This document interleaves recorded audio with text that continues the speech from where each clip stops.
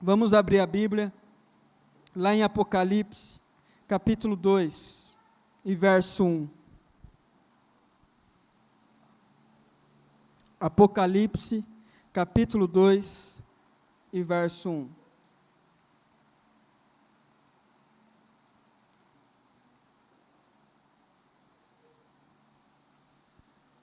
Diz assim o texto: ao anjo da igreja em Éfeso, escreva: estas são as palavras daqueles que têm as 7 estrelas em sua mão direita e anda entre os 7 candelabros de ouro. Conheço as suas obras, o seu trabalho árduo e a sua perseverança. Sei que você não pode tolerar homens maus, que pôs à prova os que dizem ser apóstolos, mas não são, e descobriu que eles eram impostores. Você tem perseverado e suportado sofrimentos por causa do meu nome e não tem desfalecido. Contra você, porém, tenho isto: você abandonou o seu primeiro amor. Lembre-se de onde caiu, arrependa-se e pratique as obras que praticava no princípio. Se não se arrepender, virei a você e tirarei o seu candelabro do lugar dele. Mas há uma coisa a seu favor: você odeia as práticas dos nicolaítas, como eu também as odeio. Aqueles que têm ouvidos, ouça o que o Espírito diz às igrejas. Ao vencedor darei o direito de comer da árvore da vida que está no paraíso de Deus. Esse texto é bastante conhecido de todos nós. Creio que a maioria aqui já ouviu pelo menos umas 5 pregações dentro desse texto. Quem nunca ouviu, hoje vai conhecer um pouco melhor esse texto. Mas a questão que esse texto me faz pensar, e eu quero refletir com você, ela primeiro me faz pensar sobre uma das nossas essências, que é a nossa habilidade em imitar o outro. Todo ser humano tem uma capacidade absurda de imitação. Nós somos imitadores natos. Nós temos isso em nós, foi algo posto por Deus em nós. Então, tudo aquilo que você faz, com toda certeza, é porque você imitou alguém de algum modo. Você começa a imitar seus pais quando você ainda é criança. As palavras que os seus pais usam, a maneira como o seu pai fala, o tom de voz que o seu pai fala, ou a sua mãe, o jeito que o seu pai tratava você, tudo é influência. Hoje, a roupa que você veste, provavelmente é influência de alguém. A maneira como você cuida do seu corpo, a maneira como você cuida de algum detalhe em você, é influência de alguém. A camiseta que você comprou, se você gosta de camiseta muito florida, é influência de alguém. Se você gosta de camiseta neutra, sem quase nada, é influência de alguém. Se você gosta de rosa, se você gosta de preto, é influência de alguém. Você gosta de rock, o outro gosta de samba, é influência. Nós somos seres totalmente influenciáveis, nós somos imitadores, mas a questão é que nós negamos isso, e às vezes nós temos vergonha de assumir que estamos imitando alguém, quanto na verdade é praticamente impossível você fazer alguma coisa sem imitar alguém. Eu vou dar um exemplo para você. Você está na escola, o professor passa um exercício de matemática para você resolver. Você vai fazer o quê? Exatamente do jeito que o seu professor explicou. Vai aprender a escrever. Alguém vai lá pegar na sua mão e vai te ensinar a fazer exatamente. Quando você já começa a crescer um pouco, você olha talvez algum amigo ou alguma amiga que pega de um jeito bonito no lápis. Aí você olha, você compara o seu jeito com o jeito do amigo. Você fala, poxa, eu vou tentar pegar no lápis agora desse jeito. Eu vou tentar escrever, eu vou tentar melhorar a minha letra agora desse jeito, porque eu achei aquela letra bonita. E você começa a imitar. Você começa a usar outras pessoas como referência. E isso, nas Escrituras, é uma doutrina, que é a doutrina da imitação. Nós somos seres que temos em nós essa qualidade de imitadores. Isso não é pejorativo, isso é uma qualidade, é algo posto por Deus em nós. Nós somos imitadores. Então, algumas pessoas dizem que não imitam ninguém, são autênticas, que têm opinião própria. Que nada, irmãos, papo furado. É imitador. É imitador de outro que diz que não imita ninguém, que tem opinião própria. Simplesmente isso. São imitadores. Nós somos imitadores. A maneira como você se comporta é imitando alguém. Você olhou para alguém e falou, poxa, eu gosto do jeito que aquela pessoa trata o outro. Então agora eu vou aperfeiçoar. Aquela pessoa é simpática, então agora eu vou tentar imitar aquele jeito. Aquela pessoa é séria, então eu acho legal aquilo, eu vou tentar imitar aquilo ali. E você começa nesse monte de influência, pegar coisas que você gosta e coisas que você não gosta. Por exemplo, tem gente que você olha, você fala, eu não gosto do jeito que essa pessoa trata os outros. É desnecessário, é inconveniente, eu não quero isso para mim, eu não quero, não gosto. Eu quero aquele outro jeito ali. E você começa, aos poucos, ir moldando a sua pessoa. Você começa, aos poucos, ir moldando o seu jeito. Então, imitação não é algo pejorativo. Imitação é algo natural. Um exemplo, esses dias, uma pessoa perguntou, pediu para eu tirar uma foto da minha guitarra, mandar para ele, porque ele queria comprar uma guitarra igual a minha, porque ele acha bonito. Aí, ele imitou eu, só que eu imitei outra pessoa, que é um guitarrista que eu gosto muito, que se chama Jeff Beck. Eu vi a guitarra dele, creme, clarinha, tal, não sei o quê, e aí eu falei, eu gostei dessa guitarra, eu quero uma guitarra igual essa. E a gente vai imitando uns aos outros, são influências, é natural. E você começa a imitar quem? Pessoas que você admira. Existe um momento na nossa vida que nós imitamos pessoas que a gente não admira. Uma criança, por exemplo, sem ela querer, como ela não tem muito filtro, ela imita qualquer comportamento. Então, ela imita um comportamento agressivo de um amigo ou de um familiar. Ela imita um comportamento abusivo. Ela não tem filtro. Mas, na medida que você cresce, você começa a selecionar os comportamentos. Então, você olha, vamos pegar aí o pessoal que gosta de futebol. Você pega lá uma chuteira do Cristiano Ronaldo. Por que uma chuteira do Cristiano Ronaldo vende milhões? Porque tem um monte de homens que jogam futebol e que admiram o Cristiano Ronaldo e querem uma chuteira exatamente igual a dele. É uma referência de um bom jogador, é um bom exemplo de profissional do esporte.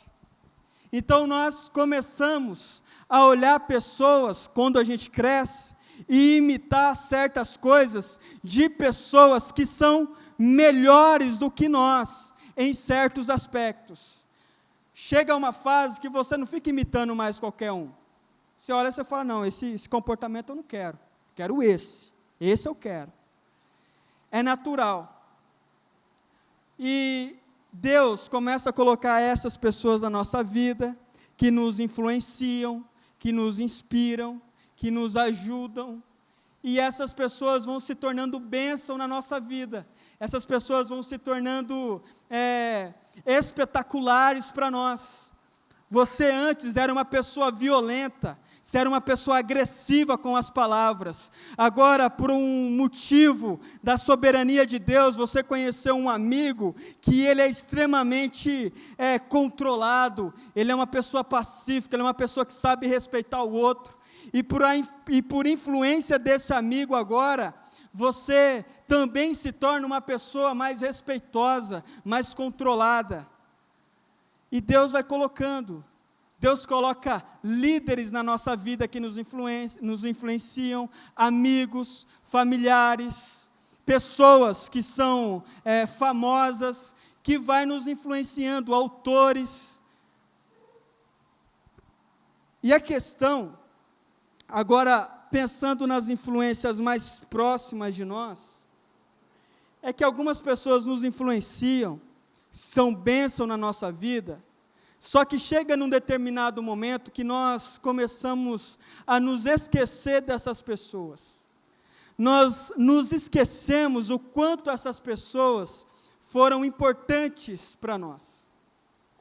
Nós nos esquecemos que essas pessoas são responsáveis, de algum modo, por você estar aonde você está. Essas pessoas te influenciaram de algum jeito. Essas pessoas abençoaram você. Essas pessoas acreditaram em você quando ninguém acreditava. Essas pessoas deram ouvido para o seu sonho quando ninguém deu ouvido para o seu sonho. Essas pessoas disseram sim para você em algum momento da vida. Essas pessoas choraram, essas pessoas se alegraram junto com você. Só que a vida vai acontecendo, e a vida vai evoluindo, e nós não só nos esquecemos dessas pessoas, como às vezes desonramos essas pessoas. Fazemos coisas que talvez envergonhariam elas, porque nós temos a memória curta para algumas coisas. Então, quando o apóstolo Paulo diz para a igreja, ele fala assim, olha, sejam os meus imitadores, assim como eu sou de Cristo. Paulo está dizendo, eu quero que vocês imitem a mim, porque eu não sou autêntico, eu não sou o cara, eu não descobri tudo sozinho, eu não sou um homem de opinião própria, eu não sou o dono da razão, eu sou apenas um imitador de outro. Quem é esse outro? Cristo Jesus. Mas você vai perceber que num momento da vida de Paulo, depois dele ter abençoado, orado, pregado, visitado, conversado, ajudado, feito tantas coisas boas para algumas pessoas, essas mesmas pessoas depois estavam abandonando Paulo e falando mal de Paulo. Como nós podemos perceber lá na carta aos Gálatas, onde o apóstolo Paulo está totalmente descontente com os Gálatas. Depois de ter ajudado tanto aquele mesmo povo tinha se esquecido da influência de Paulo e agora estavam criticando ele. Futuramente Paulo é preso e você vai ouvir Paulo escrever para Timóteo que tinham pessoas que andavam lado a lado com Paulo durante todo o seu ministério e no final, quando ele estava preso, sem poder mais influenciar de uma maneira forte outras pessoas, muitos abandonaram Paulo, se esqueceram de Paulo, deixaram Paulo para trás. O texto que nós lemos, Jesus está dizendo que existe uma igreja em Éfeso, que ela foi muito influenciada por Cristo, pelos ensinos de Cristo, pelos ensinos do Evangelho, mas essa igreja também se esqueceu, de algum modo, de Jesus. Nós somos influenciados, nós aprendemos, só que chega num determinado momento que a nossa memória curta, ela faz a gente se esquecer dessas pessoas. E pessoas que foram bênção para nós, a gente já nem liga mais. É muito comum você ver isso com pai, com mãe. O pai e a mãe faz de tudo. E aí, no momento que o pai ou a mãe precisa, você não está lá para socorrer. Você não quer nem saber, você não dá assistência nenhuma. Pastores que constroem toda uma história com a igreja, e na hora que o pastor precisa, a igreja vira as costas para o pastor. Isso, irmãos, é fruto de uma memória curta.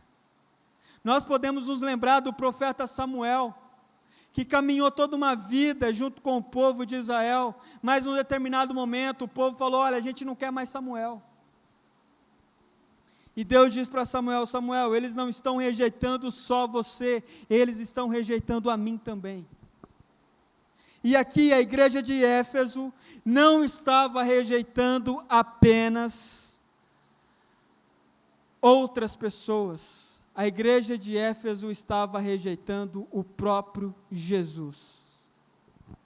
Presta atenção, eu quero falar com você um pouco sobre o que era, ou como era, essa igreja em Éfeso. A igreja de Éfeso era uma igreja que trabalhava bastante. Em Apocalipse capítulo 2, verso 2, Jesus diz: conheço as tuas obras, o teu trabalho árduo, a sua perseverança, a sua dedicação. Eu conheço vocês, Jesus diz. Eu sei que se tem uma coisa que vocês não são, é preguiçoso. Porque tem igreja que é preguiçosa, tem cristãos que são preguiçosos, mas Jesus está dizendo: uma coisa eu sei, vocês não são preguiçosos. Vocês trabalham, vocês se dedicam, vocês suam a camisa, vocês ralam, vocês dão o melhor de vocês. E eu reconheço isso de Jesus. Não pensa, Jesus dizendo, não pensa que eu não estou percebendo a dedicação de vocês. Eu percebo, eu sei que vocês trabalham, eu sei que vocês se dedicam, eu sei que vocês ralam pelo reino de Deus, eu sei que vocês se dedicam pela igreja, eu sei disso. No verso 2 ainda, na parte B, Jesus vai dizer que ele também reconhece que a igreja de Éfeso é uma igreja de gente inteligente. Não é qualquer pastor que sobe no púlpito lá na igreja e sai falando qualquer coisa e ensina qualquer coisa que a igreja vai engolir. Não é qualquer ensino, não é de qualquer jeito. Eram pessoas atentas, eram pessoas que procuravam conhecer a palavra de Deus e não aceitavam qualquer coisa. O texto diz que naquele tempo existiam alguns homens que se diziam apóstolos. Então essa coisa de ter apóstolo hoje em dia, pastor que vira apóstolo, isso não é novo, irmãos. Isso faz muitos anos. E nesse tempo existiam essas pessoas também, que se diziam apóstolos. E aí Jesus diz: eu sei que você desmascarou esses homens, que eles não são apóstolos coisa nenhuma, que vocês se protegeram, não deixaram esse homem, esses apóstolos entrar dentro da igreja e ficar ensinando qualquer coisa. Então era uma igreja que trabalhava duro, era uma igreja que trabalhava bastante, esforçada, e também era uma igreja inteligente, era uma igreja atenta, era uma igreja que não era qualquer um que chegava falando qualquer coisa e eles saíam engolindo tudo. Porque tem igrejas que são assim. O pregador vem, prega, qualquer coisa que ele fala, a igreja aceita. E é isso aí, está certo. O pastor fala o maior absurdo do mundo.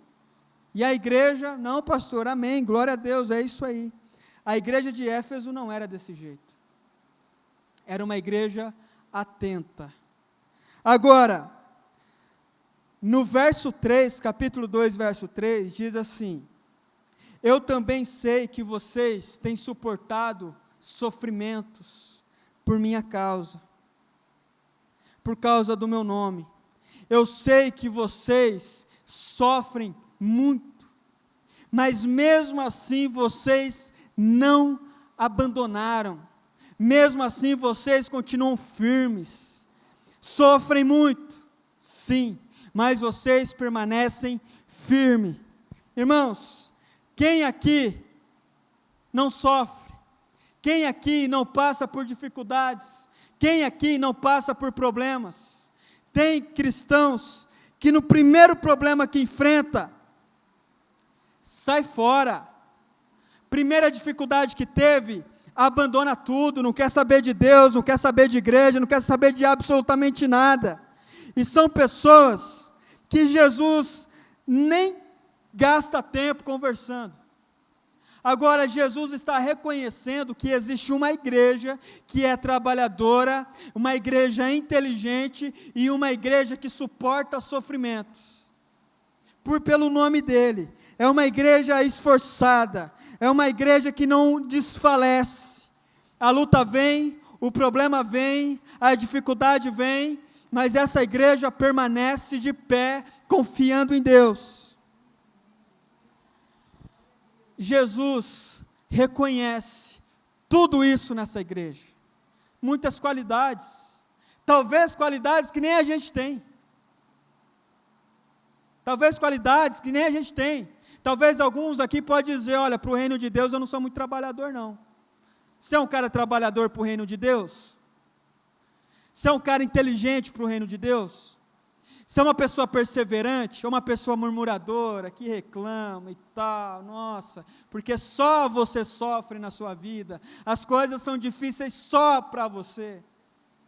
Aqui nós estamos falando de uma igreja firme, uma igreja trabalhadora, estamos falando de cristãos trabalhadores, de cristãos inteligentes, estamos falando de cristãos que suportam o sofrimento em Cristo Jesus.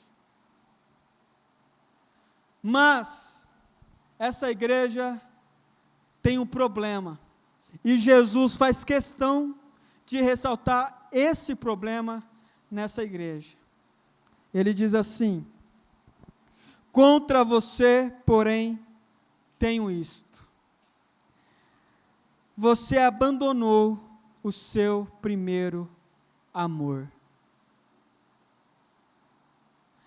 É possível, sim, você ser trabalhador para o reino, é possível sim você ser um cara estudioso da palavra, é possível sim você ser um cara que suporta sofrimento, mas sem amor, sem aquele amor por Cristo Jesus. Você está fazendo tudo isso, mas por outras motivações. Você está fazendo tudo isso, mas por outros objetivos, com outros propósitos, com outras intenções. Você pode enganar muitas pessoas, mas o que Jesus está fazendo questão de ressaltar é que Ele sonda o nosso coração, Ele sonda o seu coração, e Ele sabe qual é a motivação que você está fazendo o que você está fazendo. Qual é a sua motivação? Qual é o interesse por detrás? Qual é o seu objetivo com isso? Alguns têm um objetivo de fama, alguns têm um objetivo de sucesso, alguns têm simplesmente o costume. Se perder esse costume e esse hábito, a pessoa definha. É um costume, nada mais, é prática só. E Jesus está dizendo: eu tenho contra você uma coisa: você abandonou o primeiro amor. E quando nós abandonamos o amor, tudo perde o sentido. Quando nós perdemos o amor em fazer as coisas para Deus, em servir ao reino de Deus, em servir a igreja do Senhor, tudo perde a essência. Deus, antes de tudo, Ele quer que você faça qualquer coisa para Ele, mas que você faça com amor a Ele. A Ele. Não amor a qualquer outra coisa, não amor a qualquer outro sentimento, não amor a qualquer outro objetivo, mas amor a Ele. Você abandonou o seu primeiro amor. Pessoas que faziam o que faziam por amor, se dedicavam na igreja nos seus primeiros anos, com amor, era amor, puramente amor, não tinha outro objetivo, era amor puro, não tinha outra motivação. Orava, buscava, estudava, trabalhava para a igreja, trabalhava para o reino de Deus, servia a igreja de Jesus, fazia tudo o que tinha que fazer. Qual é a sua motivação? A minha motivação é agradar o meu Deus, porque eu amo o meu Deus, porque Ele me salvou, Ele me tirou do pecado, Ele me tirou do inferno, e eu amo a Ele. Essa é a motivação. Só que chega no momento da vida da igreja de Éfeso, que eles perdem essa motivação de gratidão a Deus, de amor a Deus, e tudo que eles fazem é por algum interesse, é por algum objetivo, é querendo provar alguma coisa para alguém. Você não precisa provar nada para ninguém, eu não preciso provar nada para ninguém. Tudo que eu faço para a igreja, todo o meu trabalho, toda a minha energia gasta na igreja, é única e exclusivamente por amor a Cristo Jesus. É só essa motivação que Cristo quer de mim e de você. É só essa motivação. E quando essa motivação se perde, perde-se tudo. Quando eu não olho para Jesus e penso, Senhor, eu quero simplesmente te agradar, eu quero simplesmente te louvar. Eu lembro, quando eu tinha meus primeiros anos de convertido, eu ia num culto de oração no meio da semana na igreja, e as irmãzinhas, todas desafinadas, pediam às vezes a oportunidade, iam cantar alguns louvores ali, e Deus falava de uma maneira poderosa ao meu coração, e eu sentia um amor tão grande que não cabia no meu peito, e a minha vontade era de explodir, a minha vontade era de fazer alguma coisa, porque aquilo era muito grande, era muito intenso, era um amor que não era voltado para nada mais a não ser Cristo, em louvar a Deus, em engrandecer o nome de Deus, em estar na presença de Deus, em falar de Deus para outras pessoas, em influenciar outras pessoas, a também aprenderem a amar a Deus. Mas acontece que nós podemos viver isso que está acontecendo em Éfeso, perder o amor, e a gente está na igreja, a gente cumpre o ministério, trabalha, trabalhador, o pastor olha e fala, nossa, esse irmão, meu Deus, é meu braço direito, essa irmã, nossa, se essa irmã sair da igreja, acaba a igreja, se esse irmão sair, acabou tudo. E aí Jesus está olhando e falando assim, não tem amor mais, não tem amor, se perdeu, não tem mais aquele prazer de entrar no quarto e orar a Deus, não tem mais aquele amor de falar de Deus para alguém, não tem mais aquele amor, aquela paixão no coração, de explodir para alguém esse amor, não tem mais, é simplesmente pragmatismo, é simplesmente segundas intenções, é querendo provar alguma coisa para alguém, é querendo provar que eu sou bom, que eu sou o cara, que eu sou a mulher, que eu sou boa, que eu sou excepcional, que todo mundo vai ver e vai falar o tanto que eu sou demais. E Jesus está dizendo, você não precisa provar nada, porque quem faz sou eu. A única coisa que eu quero é que você me ame verdadeiramente, e você vai ver as coisas acontecer na sua vida. As suas relações vão ser transformadas, as suas amizades, a sua família, tudo isso é transformado quando o nosso coração volta para o centro. Quando o nosso coração volta para o centro, tudo isso é transformado. O problema é que o nosso coração se perde. E Jesus, ele está alertando a igreja de Éfeso. Ele diz, lá no verso 5, e ele faz um alerta, ele diz assim: você abandonou o primeiro amor, agora eu tenho um conselho para dar para você. Lembre-se de onde você caiu. Lembre-se, aonde que você tropeçou. Presta atenção, ninguém tropeça em uma montanha, ninguém tropeça em um monte de 2 metros de altura, ninguém tropeça. Você tropeça na onde? Em pequenos desníveis.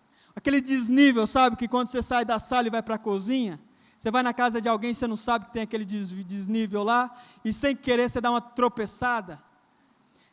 Aquele tropeção que você dá numa calçada, num desnível desse tamanhozinho aqui, ou numa pedra. Os tropeços são em coisas pequenas. A coisa começa a desmoronar, não é em grandes problemas não, meu irmão. As coisas começam a se perder em pequenos desníveis, em pequenos detalhes, em pequenos furos que acontecem no navio da nossa vida. Então nós precisamos estar atentos a isso. Porque existe sim a possibilidade de se perder o amor. E hoje nós vivemos em um mundo muito permissivo, aonde tudo pode, aonde nada faz mal, tudo é de boa. Presta atenção nisso. Todos nós sabemos que a bebida alcoólica, que beber bebida alcoólica não é pecado, a Bíblia não condena isso. O que a Bíblia condena? A embriaguez. Só que tem gente que começa, por causa disso, começa a levar a bebida para casa, tem a bebida lá, tal, começa a criar uma certa cosmovisão no filho, de que bebida está tudo bem, e aí esse cristão, essa cristã, daqui a pouco vai ter que lidar com um filho alcoólatra. Quando ele tiver um filho, quando ela tiver uma filha, vai ter que lidar com um filho, uma filha alcoólatra, porque o pai não soube discipular, não soube influenciar. Pequeno desnível. Foi um grande erro do pai? Uma grande tragédia que o pai cometeu contra o filho? Não, é um pequeno detalhe. Só que depois dá o pai chorando no ombro do pastor: meu filho é alcoólatra, meu filho começou a beber agora, tá? Tudo são detalhes. Agora, Jesus faz uma pergunta, e essa pergunta só você pode responder: aonde foi que você caiu? Qual foi essa pedra que te fez tropeçar? Aonde foi? Que ano foi? Que mês que aconteceu? Lembre-se de onde você caiu. Lembre-se. Aqui você não precisa ter medo de puxar na sua memória. Aqui você não precisa ter medo de ter uma confissão sincera para Jesus. Aonde eu caí? Aonde a coisa começou a desandar, aonde a coisa começou a perder o sentido, aonde a coisa começou a perder o valor, aonde a coisa começou a perder o propósito, aonde o negócio começou a ficar feio. Jesus está dizendo: você perdeu o primeiro amor, e agora você precisa se lembrar aonde, ou de onde você caiu. Porque não dá para servir a Cristo Jesus sem amor. E aí algumas pessoas se enganam, porque trabalham duro para o reino, porque são inteligentes para o reino, porque suportam sofrimentos para o reino de Deus, na igreja de Deus. Essas pessoas acham que amam Jesus, mas estão vivendo pecados terríveis, estão vivendo falhas terríveis, estão vivendo coisas que estão abandonando, que estão levando ao abandono de uma adoração sincera a Deus, de um relacionamento sincero a Deus.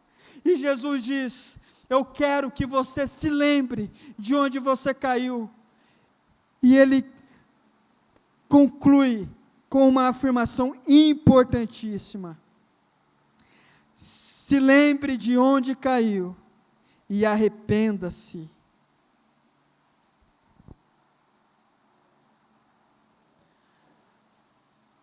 Lembra de onde você caiu. As coisas começaram a desmoronar quando? As coisas começaram a desandar quando? Eu não vou poder responder isso para você.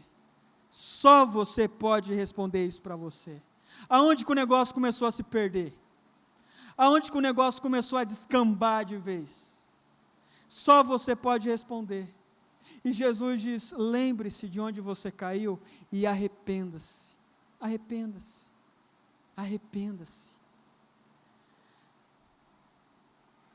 E aí então ele continua, agora é um conselho amoroso de Deus para o seu povo, porque Jesus aqui, ele não está querendo pegar você e crucificar você, ele está querendo ajudar você a se livrar de uma vida de erro e a ter uma profunda intimidade com Ele. Ele diz: você perdeu o primeiro amor, então agora, meu filho, eu quero que você se arrependa-se, lembre de onde você caiu e se arrependa-se, e pratique as obras que você praticava no princípio. Tem coisas que você era excepcional no princípio da sua caminhada cristã, tem coisas que você era extraordinário, tem coisas que você era um exemplo, e Jesus, Ele reconhece isso. Às vezes, quando nós começamos novos na igreja, novos na vida cristã, nós somos muito zelosos, nós somos cuidadosos, só que chega num tempo que a gente começa a fazer o quê?